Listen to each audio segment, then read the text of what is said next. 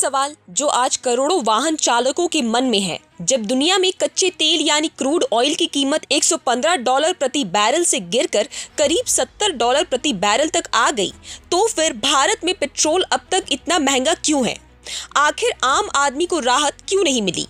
कई एक्सपर्ट्स का मानना है कि अगर अंतर्राष्ट्रीय कीमतों के हिसाब से पूरा फायदा जनता तक पहुंचा तो देश में पेट्रोल की कीमत करीब 82 रुपए प्रति लीटर तक हो सकती है। तो क्या वाकई जनता को सस्ता पेट्रोल मिलना चाहिए था? इसी मुद्दे पर अब आम आदमी पार्टी के राष्ट्रीय संयोजक अरविंद केजरीवाल ने केंद्र सरकार पर बड़ा सवाल उठाया है। पहले सुनिए उन्होंने क्या कुछ कहा है। अंतर्राष्ट्रीय बाजार में कच्चे तेल की कीमत $115 पर बैरल से $70 पर बैरल आ गई है। फरवरी, मार्च, अप्रैल, मई कुछ हद तक इसमें $115 पर बैरल थी और अब मार्केट में, अंतर्राष्ट्रीय मार्केट में $70 पर बैरल है। लेकिन हमारे देश में पेट्रोल की कीमत मई में 102 रुपये पर लीटर कर दी थी और वो अभी भी 102 रुपये पर लीटर है। और वो भी E20 की कीमत 102 रुपये पर लीटर है। जबकि अगर कच्चे तेल की कीमत कम हुई है तो हमारे देश में पेट्रोल की कीमत भी कम होनी चाहिए। हमारी कैलकुलेशन ये दिखाती है कि हमारे देश में अब पेट्रोल की कीमत 82 रुपये पर लीटर तक पहुंच जानी चाहिए, उससे भी कम होनी चाहिए। 82 रुपये में प्योर पेट्रोल मिलना चाहिए, E20 नहीं मिलना चाहिए। वो कैसे है मैं थोड़ा सा आपको समझाता हूँ। $70 पर बैरल जो आज की कच्चे तेल की कीमत है, उसको अगर एक्सचेंज रेट से मल्टीप्लाई करके कच्चे तेल की कीमत को रुपए में कन्वर्ट किया जाए तो 42 रुपये प्रति लीटर कच्चे तेल की कीमत है। उसके ऊपर जितने चार्जेस है वो मैंने एज इट इज कांस्टेंट रखे हैं, वो मैंने कम नहीं किए। रिफाइनिंग, OMC मार्जिन, ट्रांसपोर्ट 9 रुपये पर लीटर, सेंट्रल टैक्सेस 12 रुपये पर लीटर, स्टेट्स के एवरेज ले लिया मैंने, वैट 25% 16 रुपये पर लीटर और डीलर कमीशन 3 रुपये पर लीटर।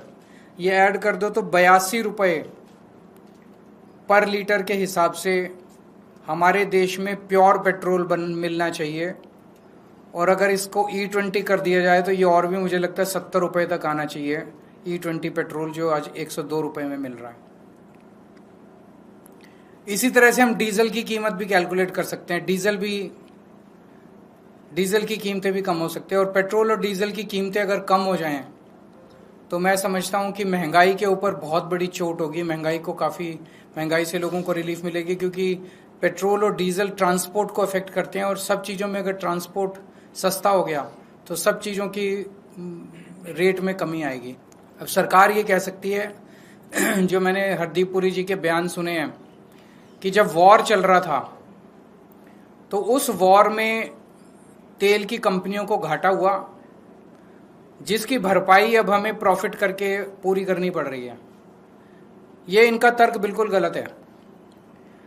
2014 से लेके आज तक 6 बार अंतर्राष्ट्रीय मार्केट में कच्चे तेल की कीमत काफी कम हुई है।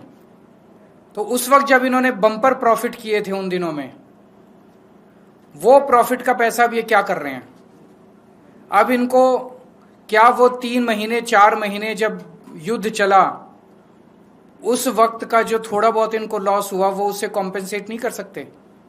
पिछले साल ही बताया जा रहा है कि 77,000 करोड़ रुपए का तेल कंपनियों को प्रॉफिट हुआ है, बम्पर प्रॉफिट हुआ है। पिछले 3-4 साल से बम्पर प्रॉफिट हो रहे हैं तेल कंपनियों को। तो क्या वो इस्तेमाल नहीं कर सकते इसको सेट ऑफ करने के लिए? वो कर सकते हैं। तो जो अभी हम लोगों से 102 रुपये चार्ज किए जा रहे हैं वो बहुत ज़्यादा है। और मेरी देश के लोगों की तरफ से सरकार को डिमांड है कि आप तुरंत इसको 82 प्योर पेट्रोल अब 82 रुपये प्रति लीटर देना चालू कीजिए और E20 अगर देना है तो वो और भी कम होना चाहिए। प्रभातखबर.com, विश्वास वही, रफ्तार नहीं।